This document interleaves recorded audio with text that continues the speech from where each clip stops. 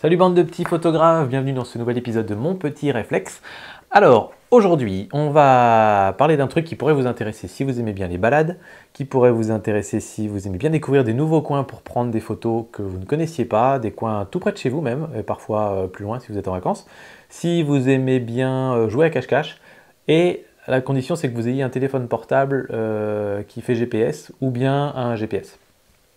Et puis si vous n'avez aucune de ces choses-là qui vous intéresse, je vous invite à cliquer sur Stop ou sur une autre vidéo pour aller voir d'autres trucs, ou bien à regarder celle-ci jusqu'au bout si vous avez que ça à faire.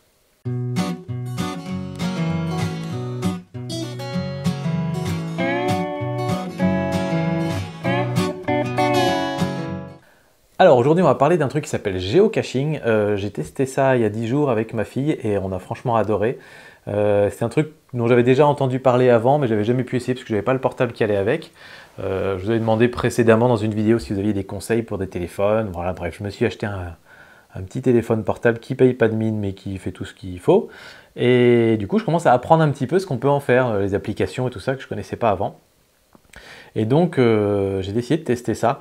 Et globalement, géocaching, en deux mots, en fait, au début, je voulais vous mettre la vidéo du site, mais je pense que c'est mieux de vous l'expliquer en direct. C'est des gens partout dans le monde qui planquent des objets, ou plutôt des boîtes, dans lesquelles il y a plein de petits objets insignifiants, et ils vont les planquer près de chez eux. Et ensuite, ils vont mettre les coordonnées GPS sur un site internet, donc geocaching.com, pour que d'autres gens puissent trouver ces planques. Et donc le but du jeu, c'est d'utiliser le système GPS de votre téléphone, par exemple. Donc vous suivez les coordonnées, parfois il y a des petites indications qui peuvent vous dire où se mettre sur le parking, etc. On suit un petit chemin et puis on arrive à l'endroit où la cache est censée être. Et comme le GPS est un système pas très fiable, on a une précision de quelques mètres, on va dire, un degré d'erreur de quelques mètres, donc vous vous retrouvez dans une zone d'environ 10 mètres sur 10, où vous savez que la cache est quelque part ici, mais elle peut être en hauteur, elle peut être sous un rocher, voilà. Donc là, il y a une petite partie un peu de cache-cache, mais même si vous galérez trop, il y a toujours un petit indice, enfin voilà, des moyens de trouver. Mais donc en tout cas, c'est très rigolo, ça fait un but pour les balades, et ça plaît beaucoup à ma fille, parce que moi je me souviens quand j'étais petit, et j'aimais pas trop aller me balader, parce que c'était pour quoi faire, quoi. Alors que là, il y a un but, on trouve un petit trésor. N'oubliez pas, si vous le faites pour la première fois, d'emmener un petit jouet avec vous, un petit jouet Kinder, une mini peluche ou un truc comme ça, parce que l'un des intérêts pour les enfants en tout cas, c'est de prendre un des objets qui est dans la boîte et de le remplacer par l'objet que vous ramenez. Voilà. Mais là on va en parler surtout au niveau photographie, parce que je vous dis c'est une bonne occasion de découvrir des coins près de chez vous, et qui sont souvent des points d'intérêt. Les gens vont souvent mettre des caches à des endroits qu'ils aiment bien, des endroits où ils aiment bien aller, parce qu'il y a un petit trésor caché, notamment si vous avez beaucoup de nature près de chez vous. Et donc du coup c'est souvent l'occasion soit d'apprendre quelque chose un petit peu sur l'histoire du lieu ou autre, soit de découvrir un endroit un peu insolite. Donc voilà, ça se passe sur geocaching.com. Alors vous précipitez pas dessus si vous êtes sur votre ordinateur, parce que l'essentiel de l'intérêt de ce système, c'est de l'installer sur le téléphone, donc installer l'application. Il y a une autre application après, dont je vous parlerai juste après, qui est un petit peu mieux pour débuter, je trouve, mais l'application officielle, c'est Geocaching. Et alors voilà comment ça se passe. Donc par exemple, moi j'ai voulu regarder, donc là je vous le montre ici, mais vous pouvez l'avoir sur le téléphone et c'est un peu plus pratique. J'ai voulu regarder s'il y avait beaucoup de caches autour de mon cul. Donc j'ai tapé mon cul, puis j'ai été voir le village de mon cul ici, dans les, je sais pas quelle région, Pyrénées-Orientales ou un truc comme ça, enfin dans ce coin-là.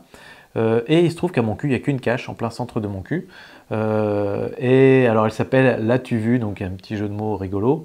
Bref, il n'y a qu'une seule cache ici, juste sur le village. Si on dézoome un petit peu, là on va voir qu'il y a plein de petites caches. Vous voyez les petits points verts là? Tout ça, il commence à y en avoir un petit peu plus. Mais c'est pas une région qui est très fournie en caches quand même, parce que si on dézoome un petit peu, vous voyez que par exemple ici là, il y en a tout un paquet, près d'Agen. Il y a beaucoup plus de caches par ici. Donc on peut parfois en faire plusieurs dans la même journée. Moi avec ma fille, en 2 heures, on s'était fait 2 caches en fait, enfin plutôt 3 heures. On avait été visiter 2 caches. Voilà, donc je vais vous ramener un petit peu plus près de chez moi. Je vais taper Besançon. Hop, et on va aller par là. Donc vous voyez qu'à Besançon, c'est assez bien fourni. Alors, qu'on le dise tout de suite, geocaching.com ou l'appli geocaching va souvent vous demander de payer ou de payer une adhésion ou de upgrader votre compte. Vous n'êtes pas obligé de le faire. Et moi, je vous déconseille de le faire au départ, parce que le géocaching, au départ, c'est quand même un truc qui est open source à la base, donc chacun ajoute ses caches, chacun y participe, enfin voilà. Après, ils ont commencé à monétiser un petit peu le système, et la façon dont c'est monétisé, c'est pas con. C'est-à-dire qu'ils donnent accès à toutes les caches les plus faciles, donc celles où on veut pour commencer, on va dire.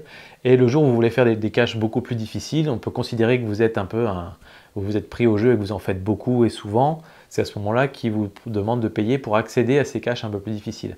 Mais vous avez déjà tout un tas de caches très faciles autour de chez vous qui sont autant de sujets de balade et autant de sujets de photos. Donc il n'y a pas forcément besoin de sortir le portefeuille tout de suite. Donc il y a des niveaux de difficulté entre 0 et 5.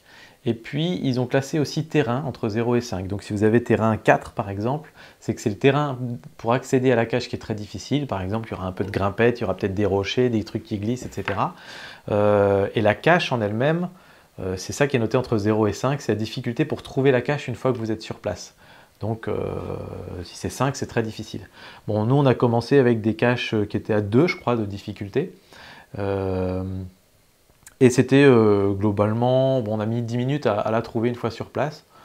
Parfois, il faut réfléchir un petit peu, mais c'est assez, voilà, c'est assez rigolo. Mais surtout, c'est la rando pour y aller qui était vraiment sympa. Donc nous, les deux qu'on a faites, elles étaient par ici. Alors vous voyez, on voit les petits smileys dessus. Donc vous voyez qu'il y en a pas mal ici en vert, là, dans le coin. Donc on les a faites près du village de Delu. Donc il y en a une ici qui propose de faire une petite, voilà, on prend une petite route. On peut même se garer là et la faire à pied, cette petite route, un petit chemin qui part dans la forêt. Et au milieu de la forêt, on découvre qu'il y a une petite chapelle qui est juste là, bien entretenue, très jolie. Enfin voilà, donc c'était un coin que je ne connaissais pas, c'est vraiment pas loin de chez nous. Mais on s'était déjà passé devant plein de fois, mais on l'avait jamais vu, donc la première bonne occasion.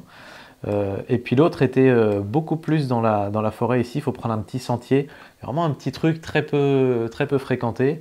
On grimpe, on va dans la forêt, etc. Et on arrive là-haut avec une super vue. Donc, le lieu en lui-même, c'est parce qu'il y a une petite grotte qu'on peut apercevoir. Et puis surtout, je vais vous montrer un petit peu ça comme exemple. Et puis surtout, on a une super belle vue sur le Doubs. Donc c'était vraiment un super bel endroit. Et donc on est content d'avoir fait 1 heure de grimpette pour arriver jusque là-haut. Et en plus, il y a la petite cache comme récompense. Voilà, donc ça s'appelle la grotte de Souroche. Vous voyez, la difficulté 1,5 et puis terrain 3,5. Mais bon, je l'ai fait avec ma fille de 6 ans qui randonne et donc ça se fait. Donc voilà la petite grotte, et puis après je vous montrerai les photos. Donc la petite subtilité que j'ai mis un peu de temps à comprendre, c'est que si vous téléchargez l'appli géocaching sur votre téléphone, vous n'aurez accès gratuitement qu'aux caches jusqu'à une difficulté de 1,5. Sur le site internet, il vous donne accès gratuitement aux caches d'une difficulté jusqu'à 2,5. Donc on a beaucoup plus de caches d'accessibles sur le site internet. Mais après, c'est compliqué de les transférer, machin, etc.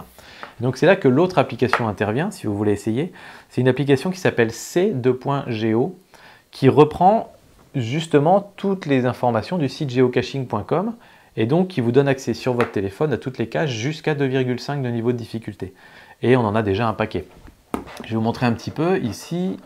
Sur la carte, donc s'affiche ici toutes les caches qui ont un niveau de jusqu'à 2,5 justement. Donc vous voyez que si je dézoome un petit peu ici, au niveau de Besançon là, vous voyez qu'il commence déjà à y en avoir un bon petit paquet. Donc là on est dans une aire à une demi-heure de route de chez nous, hein, à peu près. Et après quand on dézoome au niveau de la France, vous voyez qu'il y en a pas mal. Et puis, en fait, c'est tout à fait mondial, hein. Ça a été lancé par, je crois que c'est des Américains au départ. Et donc, vous voyez que c'est quadrillé partout, il y a des géocaches. Donc, il y a vraiment de quoi s'amuser, même quand vous partez à l'étranger. Voilà. Donc, je vous invite à aller faire des petites balades comme ça le week-end, et puis à découvrir des petits coins près de chez vous. Moi, j'ai découvert une super petite rando avec une belle vue sur le Doubs, et j'ai découvert une petite chapelle complètement ignorée jusqu'à présent. Et donc je pense que je vais découvrir plein d'autres beaux coins près de chez moi. Et puis quand on partira en vacances, peut-être qu'on se mettra quelques petites caches. C'est un truc qu'on peut dégainer à la dernière minute. Tiens, on s'ennuie cet après-midi, on regarde. Qu'est-ce qu'il y a près de chez nous? Tiens, il y a des caches et tout. Bon, bah on va aller voir, on va se faire une cache, on se prend 1 heure. Voilà, c'est une petite activité ludique qui est gratuite et puis qui est assez sympa. Donc je voulais vous faire découvrir ça, j'espère que ça vous aidera à faire des belles photos, que ça vous donnera un petit coup de pied aux fesses pour sortir de temps en temps, et puis découvrir des beaux coins. Voilà, j'espère que ça vous aura plu, puis je vous dis à très bientôt pour d'autres vidéos. Et puis pour les rageux, il n'y a pas de sponsoring ou autre hein, là-dedans. Voilà, je suis un peu d'ailleurs dubitatif sur le modèle économique du géocaching. Moi, j'aurais préféré que ça reste gratuit, vu que c'est crowdsourcé, on va dire. Mais c'est comme ça. Bref, à bientôt. Ciao, faites de belles photos.